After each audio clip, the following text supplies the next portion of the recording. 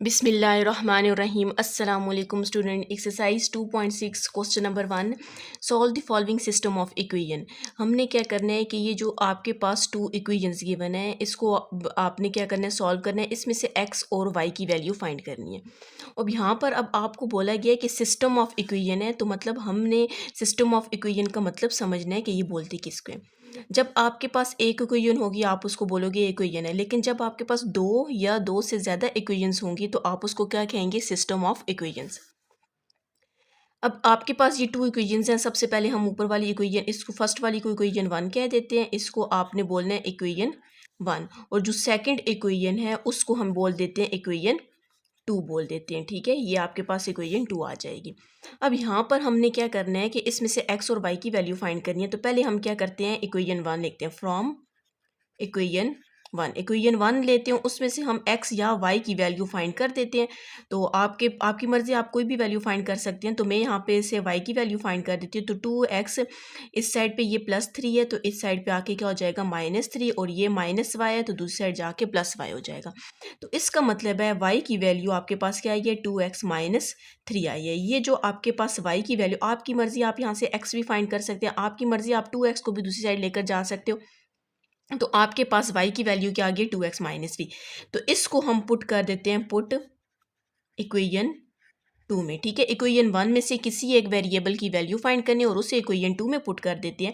तो इक्वेशन 2 आपके पास क्या है, पहले हम इक्वेशन 2 लिख लेते हैं। x² + y² = 2। x² हम वैसे ही रख देते हैं और y की जगह हम ये वैल्यू पुट कर देते हैं। तो y आपके पास क्या था, 2x - 3, और यहाँ पर ये ऊपर स्क्वायर है, इसको आपने वैसे ही छोड़ देना, स्क्वायर वैसे ही रहेगा। अब यहाँ पर हम इसको सिंप्लीफाई करते हैं और x की वैल्यू फाइंड कर लेते हैं। आपके पास क्या है, a - b का होल स्क्वायर है। तो a - b होल स्क्वायर किसकी इक्वल होता है, a² + b² - 2ab। a आपके पास 2x है और b आपके पास क्या है, 3 है। तो हम लिख लेते हैं पहले 2x का स्क्वायर, मतलब a² हो जाएगा, फिर b का स्क्वायर लिख लेते हैं, फिर -2 फॉर्मूले का आ जाएगा। a आपके पास 2x है और b आपके पास क्या है, 3 है, और यहाँ पर आपके पास 2 वैसे ही रहेगा। x² प्लस, अब 2x का होल स्क्वायर है तो 2 का स्क्वायर 4 और x का स्क्वायर स्क्वायर आ जाएगा, प्लस 3 का स्क्वायर क्या आ जाएगा, 9 आ जाएगा। 2 टाइम्स 4, 4 को 3 से मल्टीप्लाई करेंगे तो क्या आ जाएगा, 12x = 2 आ जाएगा।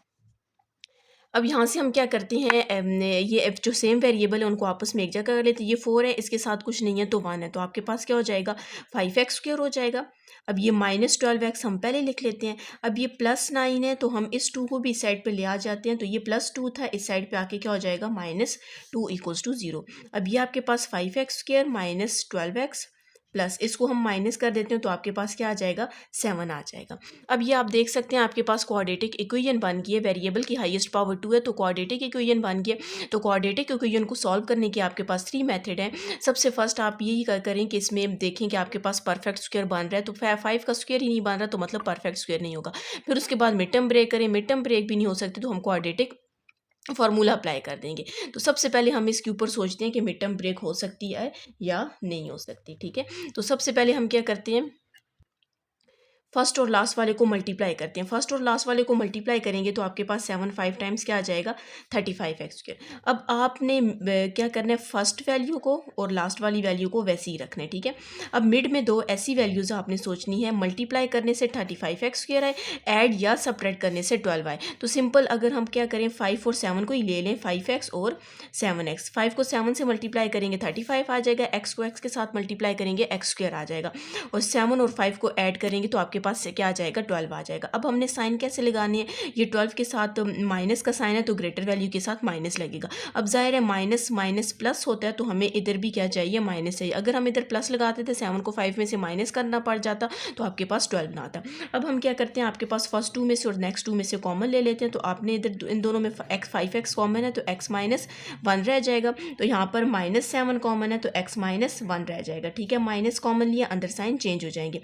अब इन दोनों में x - 1 कॉमन है हमने कॉमन ले लिया तो यहाँ पर आपके पास 5x माइनस 7 रह जाएगा और इक्वल्स टू 0 आ जाएगा। ठीक है, तो अब आपने क्या करना है, x माइनस 1 को भी इक्वल्स टू 0 ले लेना है और साथ में दोनों फैक्टर्स हैं। ठीक है, ये फैक्टर्स बन के दोनों को इक्वल्स टू 0 ले लिया, तो x इज इक्वल्स टू -1 है तो इस साइड पे आके +1 हो जाएगा। तो इसमें से भी हम x की वैल्यू फाइंड कर लेते हैं।